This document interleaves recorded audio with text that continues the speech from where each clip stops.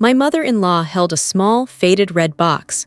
Her last words to me were, "I hope you open this. It's my final gift to you, you ungrateful witch." I knew it was filled with hate, but I had no idea what kind of treasure it truly held. At the end of the video, share your opinion in the comments on how you would handle such a situation. And now let's get back to my story.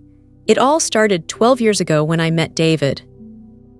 He was kind, funny, and he had a light in his eyes that made me feel safe. I was 23 years old then, just out of college, working my first real job as a kindergarten teacher.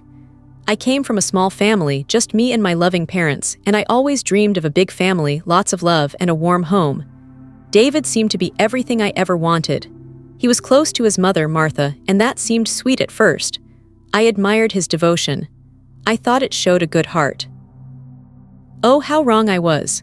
From the first day I met Martha, David's mother, she looked at me with a coldness that chilled my bones.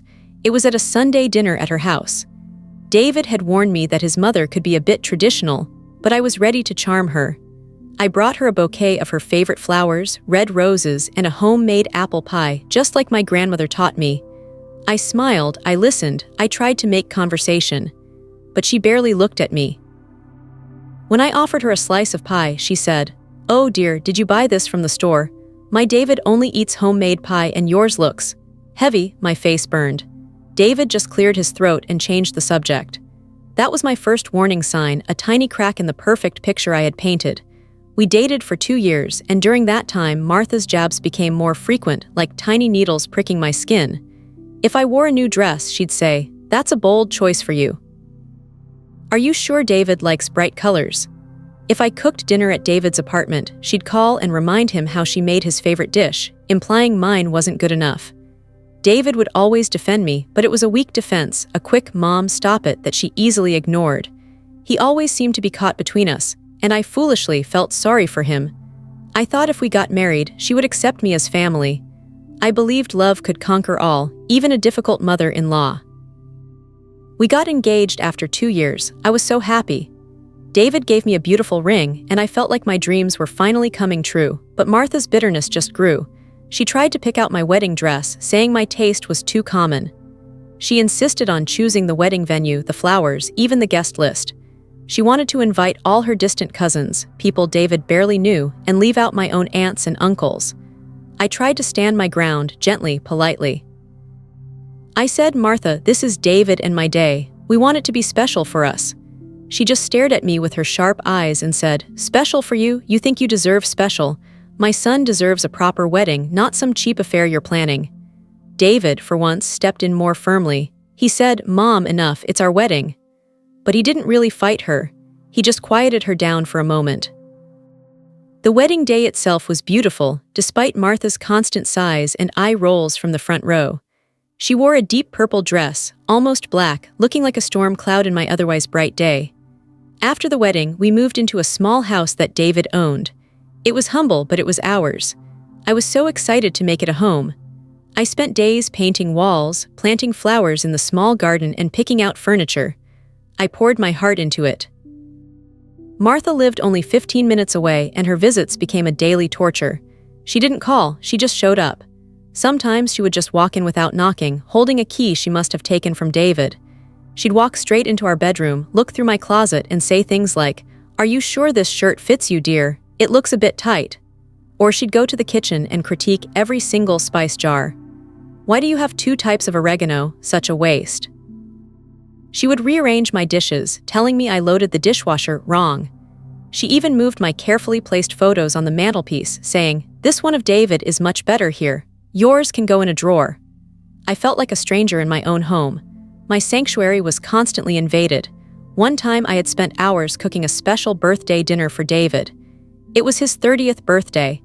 I made his favorite lasagna, a homemade cake, and decorated the dining room with balloons and streamers. I was so proud. Martha arrived 20 minutes before David got home. She took one look at the table and sniffed. "This looks terribly childish," she said. Then she opened the lid of the lasagna. Too much cheese. David's stomach gets upset with too much cheese." Before I could say anything, she took a large spoon and started scooping out layers of cheese, making a huge mess and ruining the top of the lasagna. My eyes welled up with tears. I stood there, speechless, my efforts destroyed in front of me. When David came home, he saw the mess, and Martha quickly said, "Oh, I was just helping Emily make it healthier for you, dear. She put too much cheese." David just smiled weakly at me and said, "Thanks, Mom." He didn't see my pain. He didn't stand up for me. That night, I cried myself to sleep. Over the next 5 years, Martha's abuse escalated. It wasn't just about my cooking or clothes anymore. It became deeply personal, designed to chip away at my self-worth. When I had trouble getting pregnant, she started making comments like, "Perhaps you're just not meant to be a mother. Some women are just not fertile." She would say it loudly at family gatherings, making sure everyone heard. My heart would ache and I would try to hide the tears. David would try to shush her, but his voice was always too soft, too hesitant. He loved his mother, and he couldn't see the monster she had become towards me. Or maybe he just chose not to. We started a small savings account, hoping to save enough money for fertility treatments. Every month, we would put in a little from our paychecks. One day, I went to check the balance online, and it was $500 less than it should have been. I asked David, and he looked confused. He checked his own spending, nothing. Then he hesitated. "My mom needed a bit of cash for some medical bills," he mumbled. "She said she'd pay me back." My blood ran cold. He had given her access to our joint account without telling me. "David, that was for our treatments," I whispered, my voice thick with anger. He just shrugged. "She's my mother, Emily. She needed help." He always chose her. Always. It wasn't just David's loyalty to his mother that hurt. It was the way the other relatives, Martha's side of the family, started to treat me. There was David's Aunt Carol and Uncle Bob, and their grown children, Mark and Lisa. They were always around Martha, flattering her, bringing her gifts. I noticed they would often visit her house, especially after David mentioned Martha owned several rental properties that brought in good income. These relatives, who had been vaguely polite before, now started to ignore me, or worse, make snide comments under their breath, echoing Martha's criticisms. "I heard Emily doesn't even know how to properly prepare Thanksgiving dinner," Aunt Carol would say to Martha, loud enough for me to hear. Such a shame for David. I started to feel like an outsider, constantly judged, constantly failing. I saw their greedy eyes on Martha's money, on her property. I thought Martha was just being mean to me, but maybe, just maybe, she was also showing me how the family truly worked. But at the time, all I felt was isolation and humiliation. The years bled into each other, each one bringing more of Martha's calculated cruelty. She would call me ugly. She would tell me David deserved someone better, someone who actually understood his refined tastes. She even tried to set David up with other women, inviting them to family dinners and making sure I was there to witness her attempts.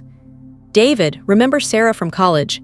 She's a lovely doctor now, still single. So smart, so beautiful." She would say this while staring directly at me, a smug look on her face. David would get uncomfortable and tell her to stop, but he never really shut her down completely. My heart was breaking into 1,000 pieces.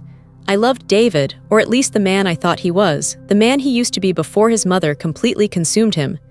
But her constant attacks were like acid, slowly eating away at our marriage and at me. I tried everything. I tried to talk to David. I tried to confront Martha directly, calmly explaining how her words hurt me. She just laughed in my face. "Oh, Emily, you're so sensitive. You need to grow a thicker skin if you're going to survive in this family." I even tried to limit her visits, changing the locks on our door, which led to a furious shouting match with David, who felt I was disrespecting his mother. He actually yelled at me, "She's my mother, Emily. You can't just shut her out." His voice, usually so gentle, was full of anger. I realized then that I was truly alone in this. The stress started to take a toll on my health. I lost weight. I had trouble sleeping. My doctor told me I was suffering from severe anxiety and recommended therapy. But even therapy couldn't fully heal the wounds Martha inflicted. I became withdrawn, quiet, always waiting for the next attack. I stopped inviting friends over because I was embarrassed by Martha's unexpected appearances and rude comments. My bright, optimistic self faded, replaced by a scared, tired woman. One particularly awful evening, Martha came to our house unannounced, as usual. It was 8:00 p.m. I was tired, having had a long day at school. I was just sitting down to eat a simple dinner David had made. Martha walked in, took one look at my plate and said, "What is that slop? David, you let her eat that. No wonder she looks so run down." David just sighed. Then Martha turned to me. "You know, Emily, I've been thinking, maybe you should just leave David. He deserves someone who can actually make him happy, someone who isn't such a burden." She said it with a chilling calmness, like she was discussing the weather. My fork clattered against the plate. I stood up, my hands trembling. "Martha," I said, my voice barely a whisper, "how can you say something so cruel?" She just smiled, a cold, predatory smile. "Truth hurts, doesn't it? Just like you hurt my son by not giving him children, by not being good enough." That night, I knew I couldn't take it anymore. Something had to change. I started planning my escape. I secretly opened a new bank account, putting away every spare dollar I earned. I looked for apartments, for a new job in a different city. It broke my heart to think of leaving David, but I knew I couldn't survive another year under Martha's tyranny. I even started recording her comments on my phone, just in case. Just in case I needed proof of the emotional abuse, for David, for myself, for a court. I didn't know what I would do with the recordings, but it made me feel a tiny bit of power. I was no longer a helpless victim. I was preparing to fight. Then everything changed. About 6 months after that terrible dinner, I got a call from David. His voice was shaking. "Emily," he choked out, "it's Mom, she had a heart attack. She's gone." Martha was dead. My first reaction was shock, then a wave of unexpected relief, followed quickly by a crushing guilt. How could I feel relief at someone's death, even someone who had made my life a living hell? I went to the hospital with David. He was devastated, sobbing uncontrollably. I held him, trying to offer comfort, even though a part of me felt numb, almost free. The funeral was a huge affair. All of Martha's family was there: Aunt Carol, Uncle Bob, Mark, Lisa, and many others I barely recognized. They all offered their condolences to David, but many of them cast sidelong glances at me, looks of suspicion or even contempt. I heard snippets of their conversations. Poor Martha, all alone with that daughter-in-law. She always worried about David. It was clear they still saw me as the villain, the outsider. After the service, the lawyer called David and me into his office to read Martha's will. David's relatives, the greedy ones, were all there, looking eager, their eyes gleaming with anticipation. Aunt Carol adjusted her spectacles and Uncle Bob leaned forward in his chair. Mark and Lisa sat on the edge of their seats. The lawyer, a stern man named Mr. Peterson, cleared his throat. He read through Martha's assets, her house, her investments, some small trusts. Everything was divided among David, Aunt Carol, and Uncle Bob, with smaller amounts for Mark and Lisa. I sat there, listening, feeling nothing. I had never expected anything from Martha. I just wanted peace. Then Mr. Peterson paused. He looked directly at me. And finally, he said, Martha had one last item she wished to bequeath. He reached under his desk and pulled out a small, faded red box.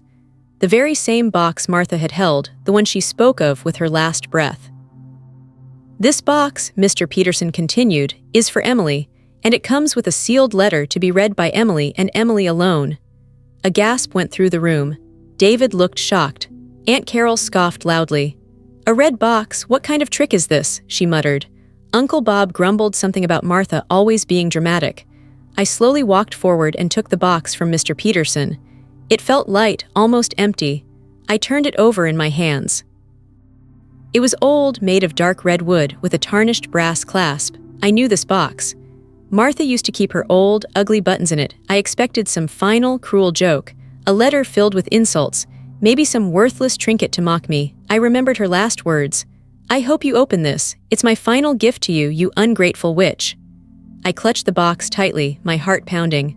All eyes were on me. I wanted to open it right there to get it over with, but the lawyer had specified I should read the letter alone. I nodded to Mr. Peterson and retreated to a quiet corner of the house David and I shared, away from the prying eyes of the relatives. David, still grieving and confused, sat on the couch, staring blankly ahead. He didn't ask what was in the box. He didn't care. His mother was gone. I sat down at our kitchen table, the red box placed carefully in front of me. My hands trembled as I undid the tarnished clasp. It opened with a soft click. Inside, there was no hate mail, no cruel trinket. Instead, there were stacks of official-looking documents, tied neatly with a ribbon, property deeds. And underneath them, a thick handwritten letter addressed to me. My name, Emily, written in Martha's elegant but now shaky handwriting. I took a deep breath, preparing myself for the final venom. I unfolded the paper. The letter began, "My dearest Emily." The words blurred a little through the unshed tears that pricked at my eyes, making the familiar looping handwriting dance and swim on the crisp white paper. My hand, which usually felt so strong and sure, trembled slightly as I held the letter, pressing it gently against my chest for a moment before I started to read again, letting the memories wash over me like a slow, painful tide. This letter, you see, was not just a letter. It was a heart laid bare, a collection of moments that had built up, one upon the other, until the weight became too much to bear in silence. It was a cry for understanding, a desperate hope for things to be different, to be better. I remember the quiet hum of the old grandfather clock in the hall, its steady ticking usually a comforting sound. But on that particular evening, it felt like a relentless count of every passing minute, every moment that seemed to slip further away from the warmth and closeness we once shared. The air in the living room, usually filled with the gentle scent of lavender from the sachet I kept by the window and the faint aroma of freshly brewed tea, felt strangely heavy, almost stagnant, as if all the unspoken words and emotions had gathered there, thick and unmoving. I had spent 3 long hours drafting and redrafting those sentences, pouring every ounce of my love, my worry, and my deep, aching sadness onto the page. Each word felt like a tiny drop of my own spirit, carefully placed. I wanted you, my dear Emily, to truly understand, to feel the profound impact of your actions, not just on me, but on the very fabric of our home, the tender threads that bound us all together. I remember the way the lamplight cast long, dancing shadows across the patterned wallpaper, each shadow seeming to stretch and distort, much like my own understanding of what was happening between us. The fire in the hearth crackled softly, its warmth a stark contrast to the growing chill I felt in my heart when I thought about our changing relationship. Even the family photos on the mantelpiece, usually a source of comfort and joy, seemed to gaze back at me with a silent, questioning sorrow. "My dearest Emily," the letter truly began, the words etched not just in ink but in the deepest parts of my soul. "It pains me beyond measure to write these words, but I feel I must. The last 18 months have been difficult, a slow and steady erosion of the joy and peace that once filled our home. My heart aches with a sadness that feels too heavy to carry alone, and I fear that we have drifted so far apart that the bridge between us might soon crumble entirely if we don't acknowledge the cracks that have appeared. I have tried, my sweet child, to speak with you directly, to mend these tears with gentle words and understanding, but it seems my efforts have been met with a wall that grows taller with each passing day.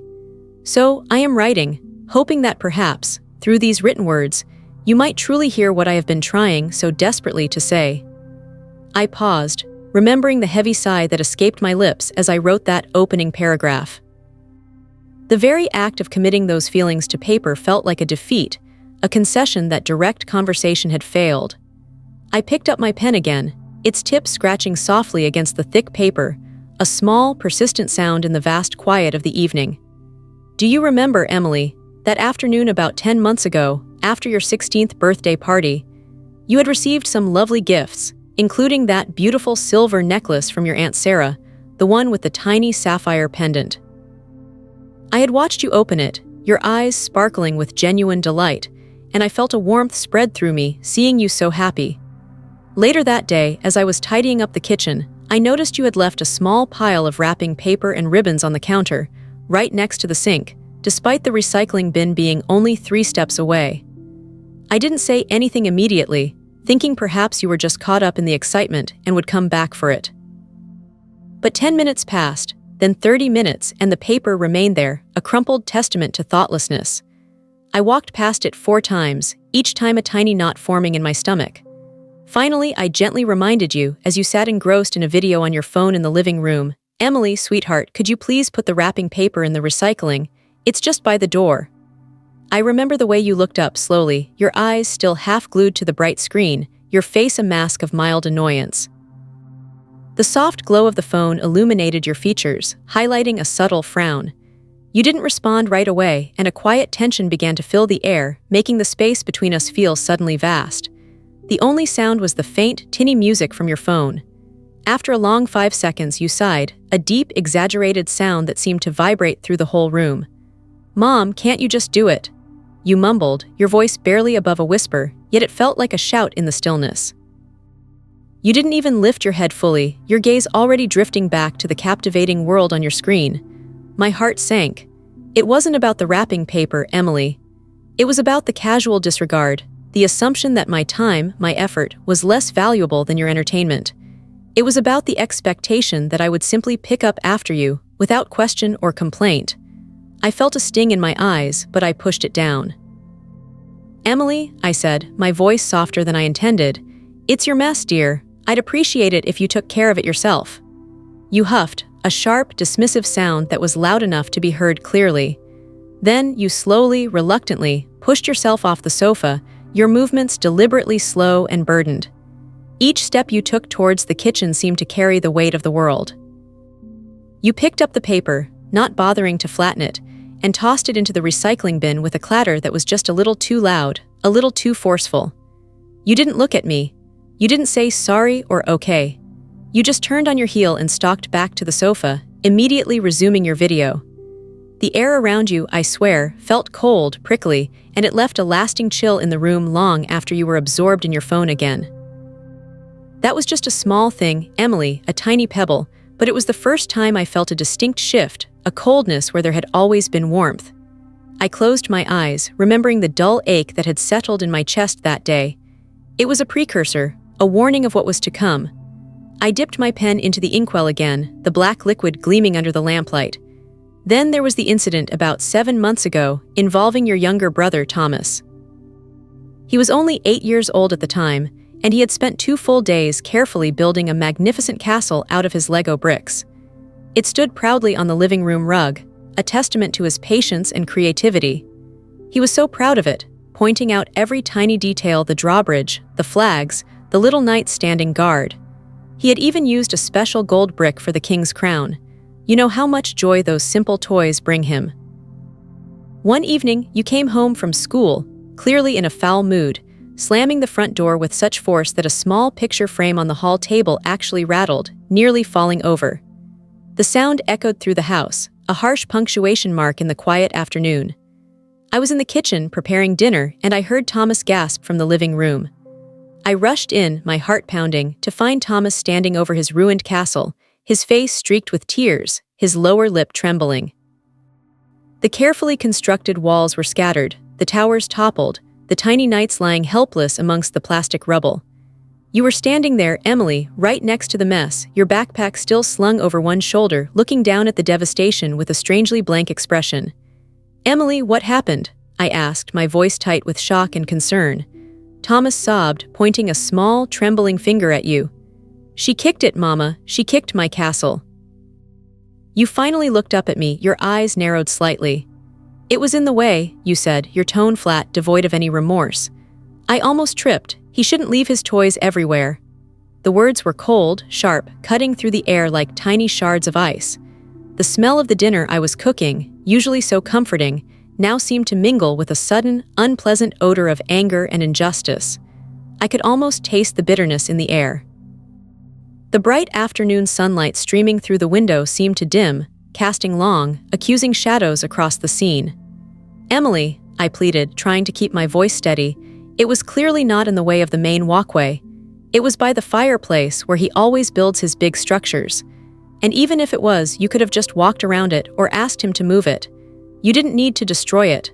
Look at your brother, he's heartbroken." Thomas was still openly weeping, his small shoulders shaking with each sob. You just shrugged, a small, dismissive gesture that spoke volumes. "He'll build another one," you said, as if Lego bricks were endlessly disposable and little brother's feelings were of no consequence.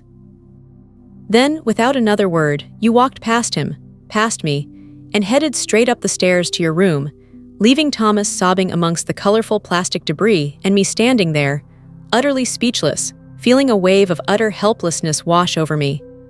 The sound of your footsteps ascending the stairs seemed to grow louder with each step, a deliberate, heavy rhythm that marked your retreat from any responsibility.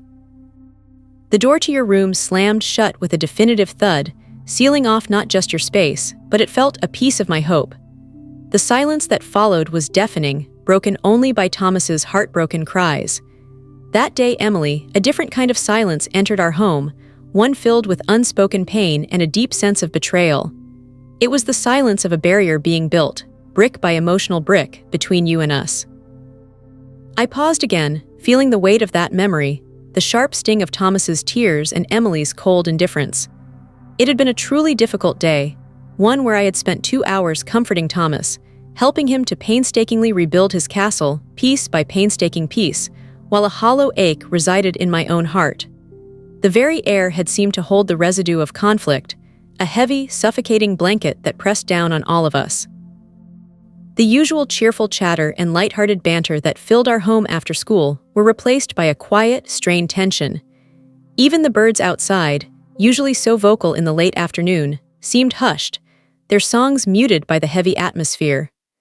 The soft light of the setting sun, usually so comforting, seemed to cast a somber, almost melancholic glow on the shattered remnants of the Lego castle. The incidents grew, Emily, like weeds in a neglected garden. I continued, my pen moving steadily now, driven by the urgency of my emotions. Each one a little deeper cut, a little more disheartening. There was the time, about 4 months ago, when I asked you to help me carry the groceries in from the car. It was a Saturday morning, bright and sunny, and I had just returned from the market with a car full of bags, 10 bags in total, filled with fresh vegetables, fruit, milk, and bread. My back had been bothering me a little that week, a dull ache that seemed to worsen with any heavy lifting. I specifically asked you, Emily, sweetheart, could you please give me a hand with the groceries? There are quite a few bags, and my back is a bit sore today. You were sitting at the kitchen table, scrolling through your social media feed, a half-eaten bowl of cereal in front of you. The soft clinking of the spoons against the ceramic bowls, usually a pleasant morning sound, was replaced by the low hum of your phone. You barely glanced up. "Can't Thomas do it?" you asked, your tone dismissive, as if it was an inconvenience you shouldn't have to bear. Thomas, who was only 8, was still too small to carry more than one light bag at a time. I explained this gently. "No, dear, these are heavy bags. I really need your help." You let out another one of your characteristic sighs, a sound that had grown all too familiar, a sound that conveyed utter exasperation. Mom, I'm busy," you whined, gesturing vaguely at your phone screen. The morning light, usually so invigorating, seemed to lose its sparkle, casting a dull sheen on the kitchen counter. The scent of fresh bread from one of the bags in the car, usually so inviting, seemed to mock the current, sour atmosphere. I stood there for a moment, the car door open, the heavy bags waiting. The silence in the kitchen stretched, thick and uncomfortable, punctuated only by the rhythmic tapping of your fingers on your phone screen. It felt like an eternity, though it was probably only 15 seconds. My heart ached, not just from the physical strain of carrying the groceries alone, but from the emotional weight of your refusal. It wasn't just the refusal, Emily, it was the blatant disrespect, the outright dismissal of my need, my pain. It was the prioritization of your digital world over the very real needs of your own mother. I remember feeling a sudden wave of exhaustion, so profound it went bone deep. I ended up carrying all 10 bags myself, making 3 trips back and forth to the car, feeling each muscle strain. Each bag I lifted felt heavier than the last, not because of its contents, but because of the silent burden of your indifference. When I finally finished, placing the last bag on the counter, you were still sitting there, exactly as I had left you, your phone still in hand, not once offering to help or even acknowledging my return. The warmth of the kitchen, usually a comfort, felt cold and empty, a silent witness to your disregard. I paused, tracing the faint lines on the paper with my fingertip. These weren't just isolated events. They were patterns, woven into the fabric of our daily lives, each thread pulling tighter, stretching the bond between us to its breaking point. The quiet of the house now felt different from the peaceful quiet of years past. It was a quiet that hummed with unspoken words, with unaddressed hurts, a silence that felt heavy and suffocating, like a thick velvet curtain pulled across all joy. Even the gentle rustling of the autumn leaves outside, usually a calming sound, seemed to carry a mournful sigh in that oppressive silence. And then there was the money, I continued, a deeper furrow forming between my brows as I recalled the most recent, and perhaps most painful series of events. About 2 months ago, I noticed that small amounts of cash were missing from my purse. At first, I thought I was just mistaken, or perhaps I had misplaced a few dollars. I keep my purse in the same spot every day on the hall table by the phone. I am very particular about my finances. It started with $5, then a few days later, another $10. I dismissed it, thinking perhaps I had spent it and forgotten. But then it happened again and again. Over a period of 3 weeks, a total of $75 went missing. I felt a growing sense of unease, a cold dread twisting in my stomach. I didn't want to believe it, not about you, my sweet girl. So I decided to test it. I placed a crisp $20 bill, freshly withdrawn from the bank, right on top of the pile of receipts in my wallet, noting its serial number in my diary along with the date and time, 9 October 2023, 10:30 a.m. I then left my purse in its usual spot. I came back 6 hours later at 4:30 p.m. and the $20 bill was gone. My heart dropped. I felt a profound sense of disbelief, followed by a wave of crushing disappointment. I confronted you that evening after dinner in your room. The air in your room, usually smelling of your favorite lavender spray and occasionally the sweet scent of baking from downstairs, felt suddenly thick with unspoken accusations. The posters of your favorite bands on the walls seemed to stare down at us, silent judges. Emily, I began, trying to keep my voice even, I need to ask you something important. Have you taken any money from my purse recently? You immediately stiffened, your body language changing, becoming guarded. Your eyes, usually so open and expressive, became shuttered, almost defiant. No, Mom, why would I? You said, perhaps a little too quickly, a little too defensively. The sudden, forced innocence in your voice was like a jarring note in a familiar melody. I took a deep breath. Emily, I know that $20 bill was there this morning. I marked it, and now it's gone.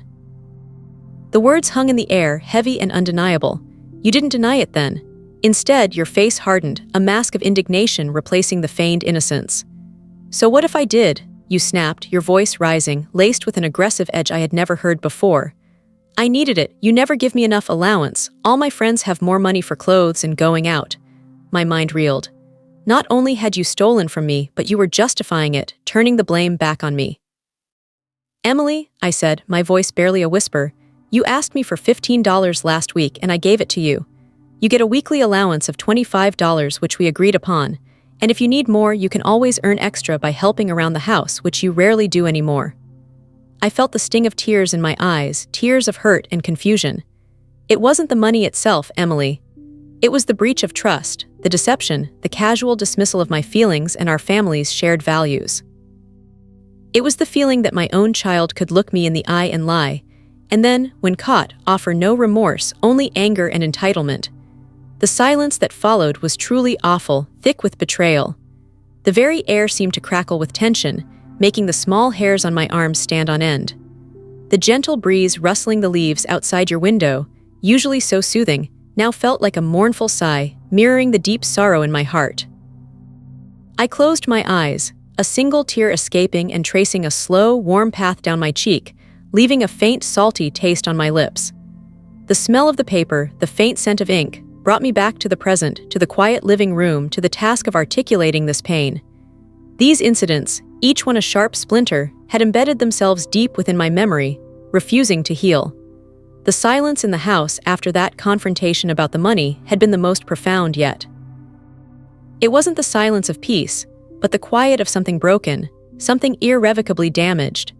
It was a silence filled with the echoes of harsh words, of slammed doors, of trust shattered into 1,000 tiny pieces. Even the steady rhythm of my own breathing seemed too loud in that desolate quiet.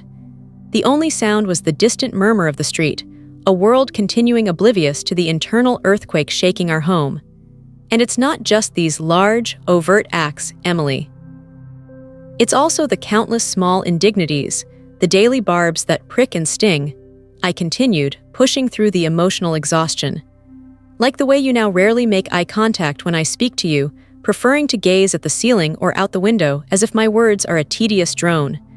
Or the way you often cut me off mid-sentence, dismissing my thoughts with a wave of your hand or a quick, yeah, I know. It feels like a dismissal, Emily, as if my experiences, my advice, my very presence are no longer valued.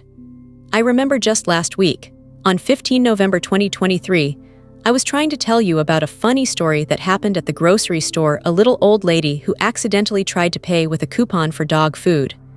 I thought it would make you laugh. You were supposed to be listening while we folded laundry, but your attention was clearly elsewhere. As I got to the punchline, you just grunted, "Mom, can you just hurry up? I have homework," without even looking at me, your eyes fixed on the pile of clothes. The simple act of folding laundry, usually a chance for light conversation, became another moment of disconnect, another opportunity for me to feel unseen, unheard. The soft rustle of the fabric, usually a comforting sound, became another reminder of the distance between us. The scent of fresh laundry detergent, usually associated with cleanliness and comfort, now felt like a mask for the underlying tension. And what about the way you've started speaking to your father? The respect that was once so naturally present, a quiet reverence for his wisdom and hard work, seems to have evaporated. Just 3 weeks ago, during dinner on 29 October 2023, he was trying to explain something about the upcoming family vacation to us, detailing the itinerary for our 7-day trip. You interrupted him loudly to complain about the meal, saying, "Dad, this chicken is so dry. Can't we ever have something good?" Your father, who had spent 2 hours carefully preparing that meal for us, paused, fork halfway to his mouth, a look of hurt flashing across his face before he quickly masked it. He had wanted to make a special family dinner, a rare treat after a busy week. The steam rising from the roasted chicken, usually a comforting sight, now seemed to carry a visible mist of disappointment. The clinking of cutlery, usually a cheerful sound, became an awkward, almost painful silence. He didn't respond immediately, and the atmosphere at the dinner table, which should have been a place of warmth and connection, became heavy, strained. You didn't apologize. You didn't even seem to notice the hurt you had caused. You just continued to pick at your food, then pushed your plate away with a loud scrape, excusing yourself without waiting for permission, leaving the table with a defiant shrug. Your father, bless his patient heart, simply sighed and continued eating, but I could see the sadness in his eyes, a mirroring of the profound ache in my own heart. The taste of the dinner, carefully prepared, was lost in the bitter tang of disrespect. These are not isolated incidents, Emily. They are patterns, weaving a tapestry of distance and disrespect. They are threads that, one by one, seem to be unraveling the beautiful fabric of our family. I see the light in your eyes dimming when I try to engage you in conversation about your day, replaced by a vacant stare as you mentally drift away. I feel the invisible wall go up, sometimes subtle, sometimes overtly obvious, whenever I try to offer advice or simply share a moment. The laughter that used to echo so freely through these rooms, yours and mine together, now feels like a distant memory, replaced by a quiet that is heavy with unspoken words. The very air in our home, once filled with the warmth of shared jokes and stories, now often feels thin, lacking the vitality that your genuine presence once brought. Even the smell of your favorite cookies baking, a scent that used to draw you immediately to the kitchen with bright eyes, now often goes unnoticed by you, or worse, met with a grumble about the noise of the oven. I remember thinking about this just last night, 20 November 2023, as I sat by the window, watching the rain gently tap against the glass. The rhythm of the raindrops, usually so soothing, seemed to mimic the relentless drip, drip, drip of my heart's sadness. The streetlights outside cast a soft, watery glow on the wet pavement, reflecting the muted light of my own emotions. The house was utterly silent, a deep, pervasive quiet that was far from peaceful. It was the silence of emptiness, the quiet that descends when joy has packed its bags and left, leaving behind only the ghost of what once was. It was a silence filled with the weight of unsaid apologies, of unheard pleas, of unmet expectations. It felt like the very walls were holding their breath, waiting, hoping for a different sound, a different energy to return. The air felt cold, despite the heating being on, a chill that had nothing to do with the outside temperature. It was a chill that seeped into the bones, a coldness of spirit. Every shadow in the room seemed to deepen, amplifying the feeling of solitude and despair.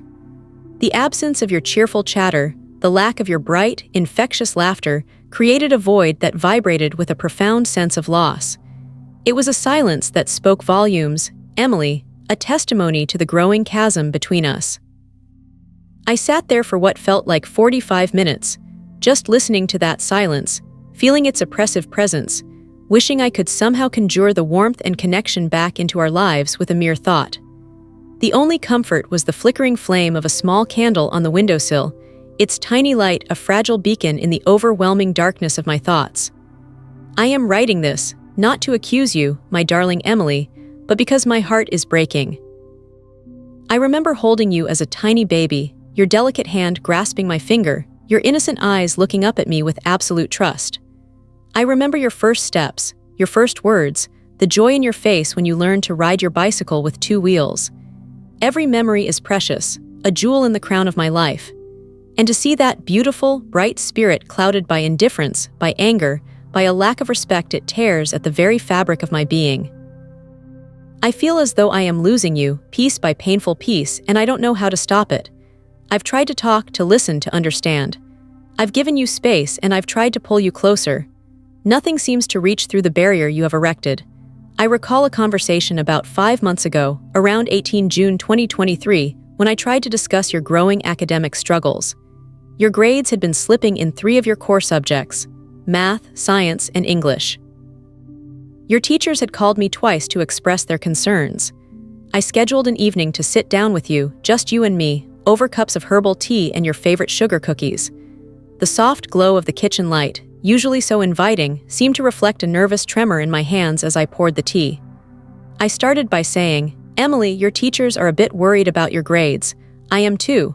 Is there something going on? Are you struggling with something? How can I help?" I hoped for an open conversation, a sharing of worries, a moment of mother-daughter connection. Instead, you pushed your teacup away with a loud clatter against the saucer. "It's fine, Mom," you snapped, your voice sharp, your face flushed with sudden anger. "They're just stupid teachers who don't know anything, and the classes are boring. Stop nagging me." You then jumped up from the table, knocking your chair back with a loud scrape on the tiled floor, and stormed out of the kitchen, leaving the cookies untouched, the tea steaming gently in the abandoned cup. The sweet aroma of the cookies, meant to be a comfort, now felt like a bitter irony. The chair lay on its side, a physical manifestation of the disruption you had caused. I sat there, stunned, the warmth of the tea quickly cooling, mirroring the sudden chill in my heart. The sound of your rapid footsteps upstairs, followed by the familiar bang of your bedroom door, left a profound echo of despair. The quiet that descended was thick with unanswered questions and unspoken pain, a heavy blanket that smothered any hope of resolution. The usually vibrant colors of the kitchen, from the red ceramic bowls to the green plants on the windowsill, seemed to dim, reflecting the sudden dullness in my spirit. Do you know how much it hurts, Emily, to see my own child treat me, or anyone in this family, with such open disdain? To feel like a nuisance, an obstacle, rather than a source of comfort or guidance. To have my words dismissed, my efforts ignored, my trust betrayed. It feels like a slow, painful ripping, tearing away at the very fabric of my soul. I watch you sometimes, from a distance, absorbed in your phone, or laughing with your friends on video calls, and I wonder where that girl went, the sweet, thoughtful, loving girl I raised. The girl who used to rush to greet me at the door with a hug, who would eagerly share stories from her day, whose eyes would light up when I offered to bake her favorite chocolate chip cookies. I miss that girl, Emily, with an intensity that brings tears to my eyes every single day. I feel as though I am living with a stranger in my own home, a stranger who wears your face, but whose heart seems closed off to me. The familiar sounds of the house, the creaking of the floorboards, the gentle ticking of the clock, the distant rumble of a car, all seem to carry a melancholic undertone, a mournful echo of the happier times that now feel so far away. This letter is my last, desperate attempt to reach you. It is a plea from a mother who loves you more than words can say, to open your eyes, to open your heart, to see the pain you are causing, and to remember the love that still burns fiercely for you. I don't know what has changed, what darkness has settled over you, but I beg you to find your way back to us, back to the light, back to the girl you truly are. Our home feels quiet, too quiet, without your genuine presence and warmth. It echoes with the absence of true connection. The very air seems to hold its breath, waiting for a change, for a return to the laughter and joy that once filled every corner. Please, Emily, read these words not as an attack, but as an embrace, a heartfelt cry from a mother who yearns to mend what is broken. I believe in the good heart I know you possess deep down. I believe that with effort, with understanding, we can find our way back to each other. I miss you, my daughter. I miss us. This home, these walls, they miss the vibrant energy you once brought. Every sunset feels a little dimmer, every sunrise a little less hopeful, when this cloud of distance hangs between us. The scent of blooming flowers in the garden, usually a source of simple pleasure, now often carries a faint undercurrent of sadness, a reminder of the wilting bond. I'll leave this letter on your pillow tonight, along with a small hand-knitted scarf I made for you, in your favorite shade of deep blue. I hope you will read it, truly read it, with an open heart. I hope you will feel the immense love woven into every single stitch of the scarf and every single word on these pages. My door will always be open, my arms always ready to embrace you, no matter what. With all my enduring love, Mom. I finished writing, the last word trailing off into a tiny flourish. My hand ached, not just from the exertion of writing so much, but from the deep emotional effort. I sat back, the scratch of the pen on paper replaced by the soft whisper of the fire in the hearth. The air in the room, still heavy, seemed to absorb the last vestiges of my sadness. The long, winding journey of putting my pain into words was finally over, but the journey to healing, I knew, was just beginning. I carefully folded the letter, creasing it gently along the lines, and slipped it into a plain white envelope. I didn't seal it, leaving it open, an invitation, a gesture of continued hope. The knitted scarf, a tangible expression of my love, lay beside it, its soft wool a stark contrast to the sharp edges of my recent pain. I picked up the envelope and the scarf, my movements slow and deliberate, and walked towards Emily's room. The hallway felt long, silent, each step echoing the weight of my hopes and fears. The faint scent of her favorite candle, which she had lit earlier, drifted from beneath her door, a small reminder of her presence and a fragile hope for connection. I gently pushed open her door, just a crack, and peered inside. The room was dark, illuminated only by the faint, pulsing light of her phone screen which lay on her bed. She was fast asleep, curled under her duvet, her face softened in slumber, the youthful innocence I missed so dearly visible again. My heart ached anew. I walked quietly to her bed, my footsteps muffled by the thick carpet.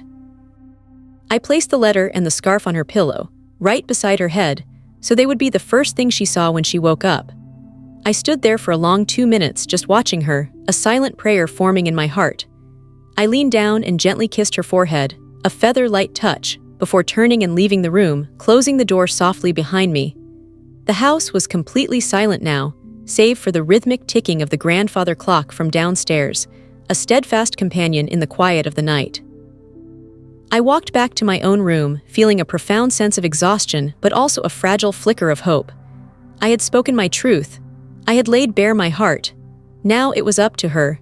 The next day I woke early, feeling a nervous flutter in my stomach. I went about my usual morning routine, making coffee, preparing breakfast, but every movement felt charged with anticipation. I listened intently for any sounds from Emily's room, for the creak of her door, the shuffle of her feet, the sudden silence that might indicate she was reading the letter. Time seemed to stretch and warp, each minute feeling like an hour. The aroma of freshly brewed coffee, usually so invigorating, now seemed to mingle with the metallic tang of anxiety.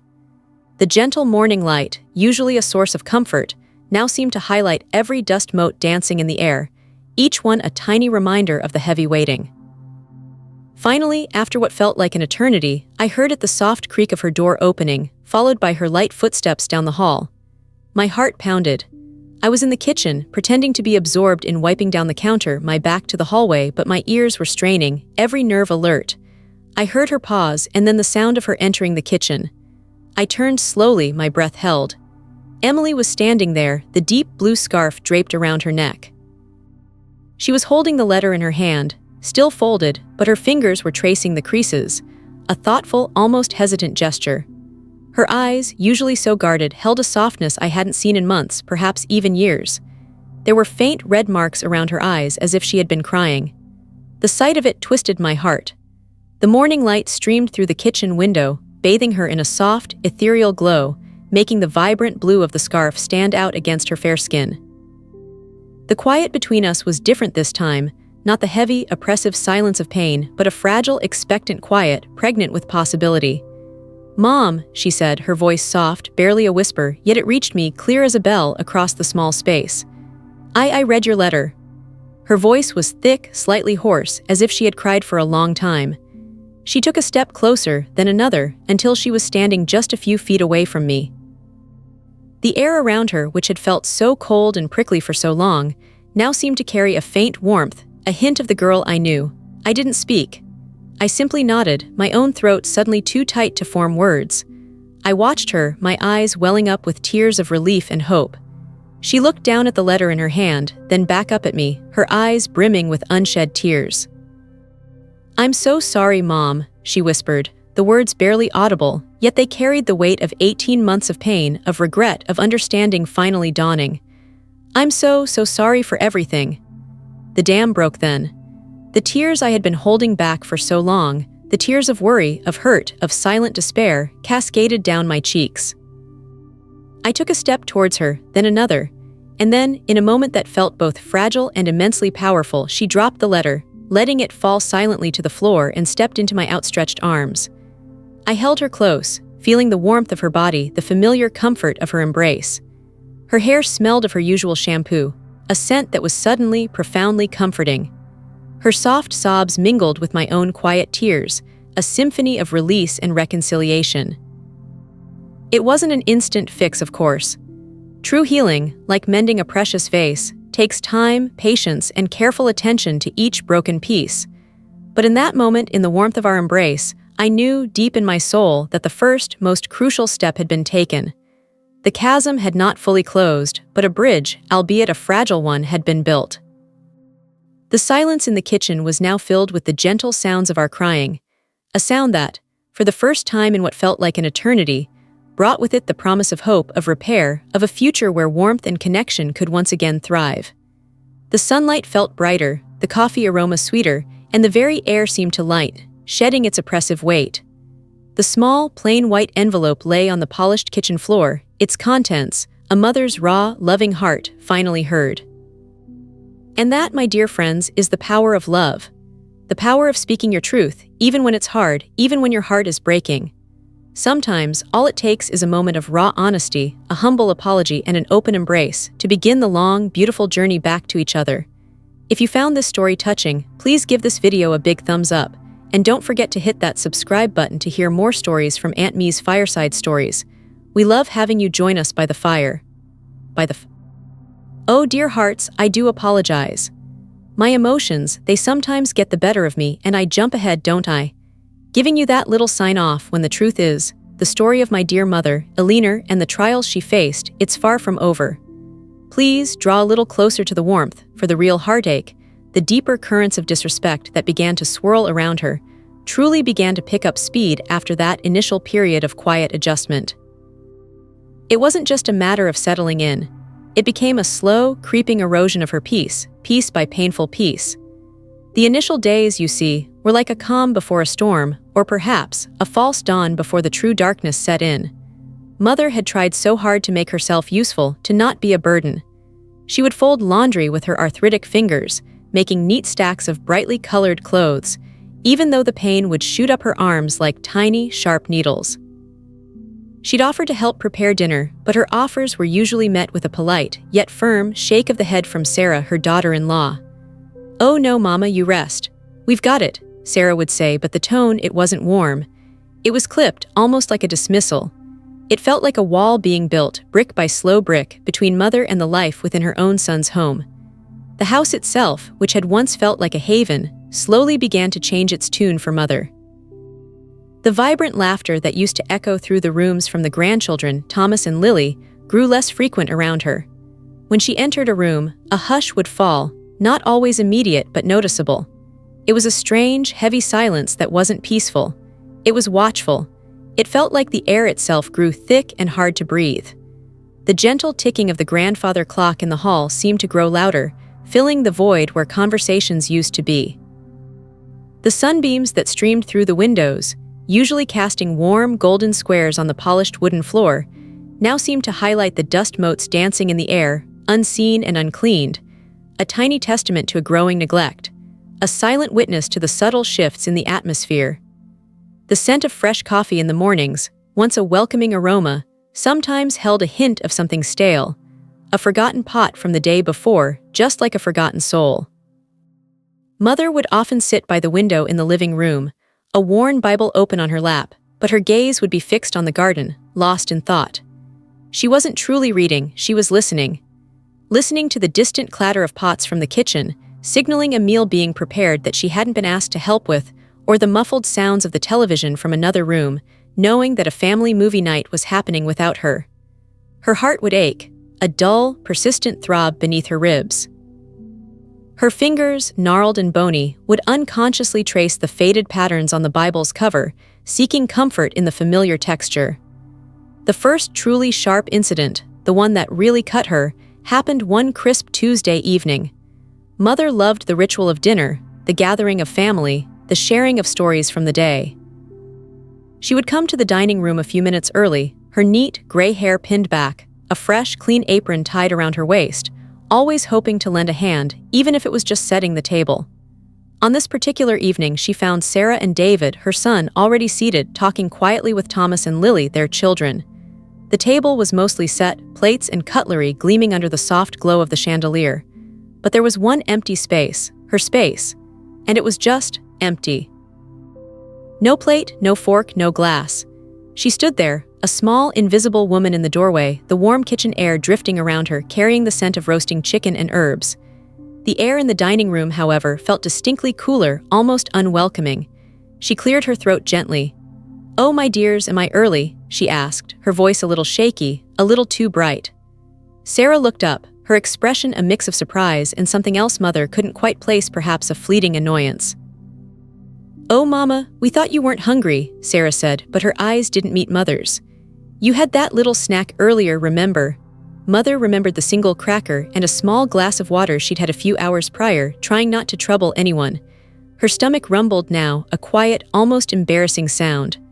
"Oh, but I am, dear," she replied, her smile faltering. "A lovely smell, that chicken." David, her own son, finally looked at her, but his gaze was brief, a quick glance that slid away. "Yeah, well, we'll get you a plate then, Mama," he said, not standing up, not offering to help. "Just squeeze in somewhere, in her own son's home." There was an empty chair at the head of the table, usually David's, but it was laden with a stack of magazines. She knew it wouldn't be offered to her. Thomas and Lily shifted uncomfortably in their seats, their young eyes wide, darting between their grandmother and their parents. They picked at their food, the easy chatter of moments before completely vanished, replaced by the heavy quiet again. Sarah sighed, a small sound that nonetheless pierced the air like a tiny shard of glass. She finally rose, not with warmth, but with a stiff, almost reluctant grace. She walked to the kitchen, the soft thud of her slippers on the floor a stark contrast to the clatter of a plate being retrieved from the cupboard. Mother watched her, her heart sinking with each measured step. When Sarah returned, she didn't place the plate down gently. She set it with a small thump at the very end of the table, almost an afterthought, next to Lily, where it felt like an intrusion rather than an invitation. The plate was smaller than the others, and the portion of chicken and vegetables she received was noticeably less, almost meager. There was no gravy, no extra bread roll, which everyone else had. It was a direct message, clear as a bell, even in its quietness. You are tolerated, not cherished. Mother's hands trembled slightly as she picked up her fork. The food, though beautifully cooked, tasted like ashes in her mouth. She tried to eat, tried to smile at Lily, but the lump in her throat was too big, too painful. The conversation around her resumed, but it was guarded, hushed, as if they were discussing secrets she shouldn't overhear. She felt the chill settle deep in her bones, a coldness that no fireside could ever truly warm. She excused herself early, citing a sudden tiredness, leaving behind half her meal, a quiet testament to her sorrow. This wasn't a one-time oversight. It began a pattern. Meals became a minefield of small indignities. Sometimes, she would be given a different meal, entirely a bowl of bland soup, while everyone else enjoyed a hearty stew. Other times, she would be served last, after the children, after David, after Sarah had already started eating, leaving her to dine in near silence, the only sounds being the gentle clinking of their forks against plates, a symphony of exclusion. The smell of rich garlic and simmering sauces would sometimes waft from the kitchen, tantalizing and tantalizing, only to be followed by the discovery that the family had eaten earlier, and her small, covered plate was waiting for her in the microwave, usually cold. She learned to warm it herself, the humiliation a familiar companion as she pressed the buttons on the appliance, the hum of the machine a lonely drone in the quiet kitchen. The disrespect escalated beyond the dinner table. Mother had brought a few cherished possessions with her when she moved in. A small, intricately carved wooden box her late husband had given her, a faded photograph of her parents on their wedding day, and a worn velvet armchair that had been Papa's chair for as long as she could remember. These items were not just things. They were anchors to her past, silent companions in her new, lonely existence. One afternoon, she came back from a short walk in the garden, trying to ease the stiffness in her joints, and found her room slightly altered. The wooden box, which always sat on her bedside table, had been moved to the bottom of the wardrobe, tucked behind a pile of old blankets. Her photograph, usually perched proudly on her small dresser, was now face down, and Papa's chair, it was gone. A frantic, icy dread seized her. Her heart hammered against her ribs like a trapped bird. "Sarah, David." She called out, her voice thin and reedy, a stark contrast to the desperate strength of her fear. No answer. She walked through the silent house, the polished floorboards cool beneath her slippers, her movements quick, anxious, a hurried rustle of her dress in the quiet air. Finally, she found the armchair in the garage, covered with a dusty sheet, pushed against a stack of old tires. Its familiar velvet felt rough and gritty beneath her trembling fingers. The smell of oil and stale gasoline clung to it, rather than the comforting scent of her old home. When Sarah finally returned from her errands, Mother confronted her, trying to keep her voice steady. "Sarah, dear, did you move Papa's chair?" she asked, her eyes pleading for understanding. Sarah, balancing a stack of grocery bags, barely looked at her. "Oh yeah, Mama, it was really cluttering up your room. David thought it would be better in the garage. We need the space for a little exercise bike we're getting." She said it so casually, as if she were discussing the weather, as if it were a perfectly reasonable thing to do. Her voice was flat, devoid of any empathy. The words, though simple, fell like stones onto Mother's already bruised heart. But that was Papa's chair," Mother whispered, her voice barely audible. "It's so special to me." Sarah just shrugged, adjusting her grip on the grocery bags. "Well, Mama, it's just a chair, isn't it? We can't have too much old furniture lying around." "You have your bed, your dresser. What more do you need?" She turned and walked into the kitchen, leaving Mother standing alone in the hallway, the echo of her words hanging in the air, cold and dismissive. "It's just a chair, just a chair." But it was so much more. It was a tangible link to a life that had been full of love and laughter, a comfort she desperately clung to. The pain was sharp, a deep, searing wound that left her breathless. She felt not just sadness, but a growing sense of powerlessness, a crushing realization that her wishes, her feelings, her very presence held no weight in this house. She spent the rest of the day in her room, the door closed, the heavy silence outside her room mirroring the emptiness inside her. She tried to read her Bible, but the words blurred, swimming before her tear-filled eyes. She felt the rough texture of the blanket on her bed, a small comfort against the chilling reality. The distant hum of the dishwasher, the faint scent of dinner cooking again, just underlined her isolation. The incidents continued to mount, each one a fresh prick to her aging heart. She noticed small amounts of money, kept in a special pouch within her purse, would sometimes go missing. Not large sums, just $5 or $10 here and there. Too small to confront, too significant to ignore. When she subtly brought it up, David just waved his hand dismissively. "Oh, Mama, you're probably just misplacing it. You know how it is at your age." The implication was clear. She was old, forgetful, and perhaps even a bit senile. The accusation, though unspoken, hung heavy in the air, a poisonous vapor. She began to hide her purse, tucking it deep under her mattress, a secret act of rebellion against the subtle theft, a desperate attempt to maintain a shred of control over her own dwindling resources. Her grandchildren, Thomas and Lily, were once a source of immense joy, their youthful energy a bright spot in her darkening world. But even their innocent affection began to be subtly curtailed. If Mother tried to hug Lily, Sarah would sometimes interject, "Mama, don't squeeze her so hard, you'll wrinkle her dress." Or Lily, give Grandma space, she needs her rest. The children, sensing the tension, gradually began to keep their distance, their spontaneous bursts of affection replaced by hesitant glances and quick, shy waves. Their laughter, which once sparkled like sunshine, became a guarded, quieter sound when she was near, as if they were afraid of disturbing something or someone. The atmosphere in the house became heavy, thick with unspoken words and veiled resentments. It was like living under a constant gray sky, even when the sun was shining outside. The very air seemed to press down on her, making each breath a little harder, each movement a little heavier. The floorboards creaked above her, signaling movement but never towards her.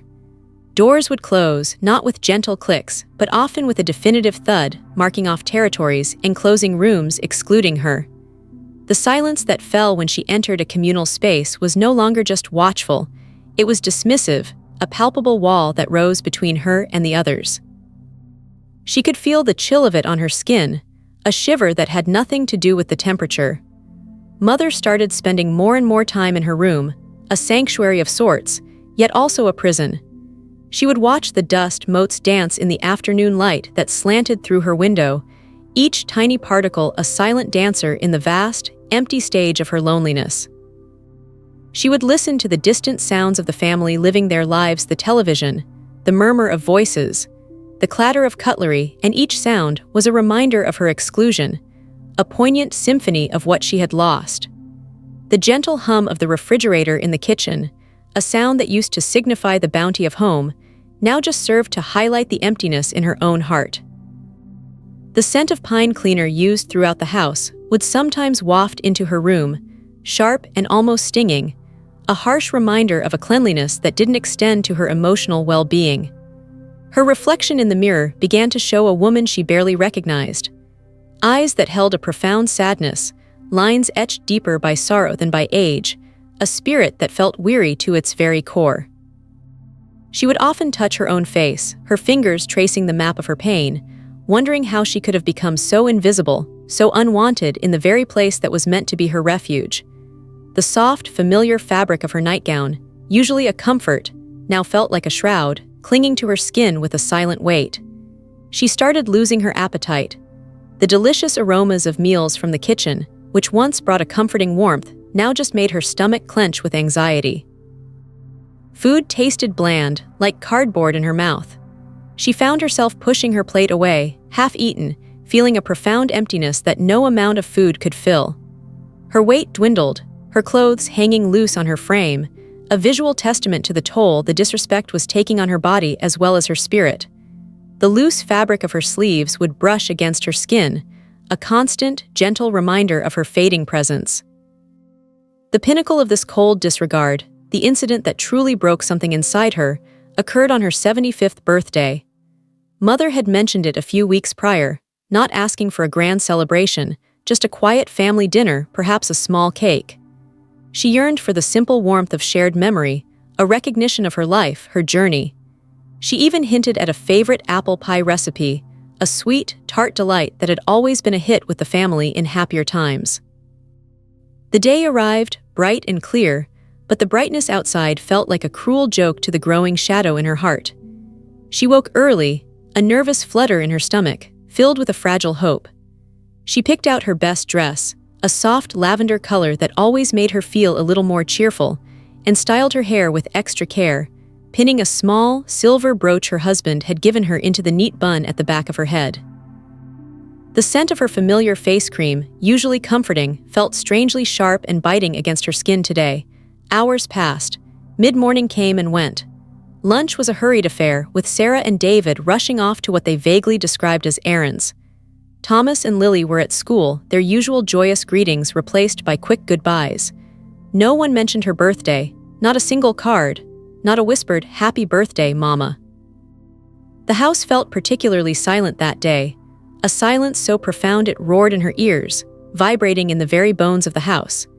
It was a vacuum where warmth should have been. The air itself felt thin and cold, despite the cheerful sunlight streaming through the windows. The only sounds were the distant drone of a leaf blower from a neighbor's yard, and the relentless, rhythmic tick-tock of the grandfather clock in the hallway, each tick an amplification of her growing despair. Mother sat by the window, clutching a small, embroidered handkerchief in her hand, twisting it nervously. The sun began its slow descent, painting the sky in hues of orange and pink, a beautiful spectacle that she couldn't appreciate through the film of tears gathering in her eyes. The evening approached, and with it, the last vestiges of her hope began to fade like the dying light. Sarah and David returned home much later, their faces flushed, carrying several shopping bags. They were laughing about something, their voices echoing in the quiet house, a harsh contrast to the heavy stillness that had enveloped Mother all day. They didn't even notice her sitting in the dim living room.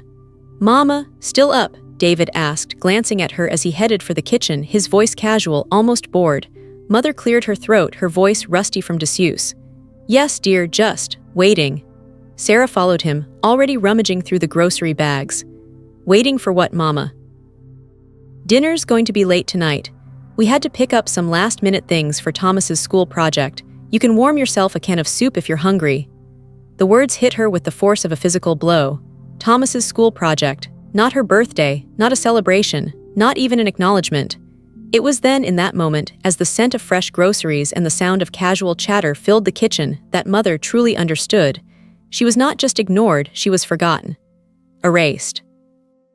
A profound sadness, deeper than anything she had ever known, settled over her. It wasn't just the absence of a cake or presents. It was the absolute void of care, the complete dismissal of her worth as a human being, as a mother, as a person who had lived 75 years on this earth. The very air around her felt heavy, suffocating.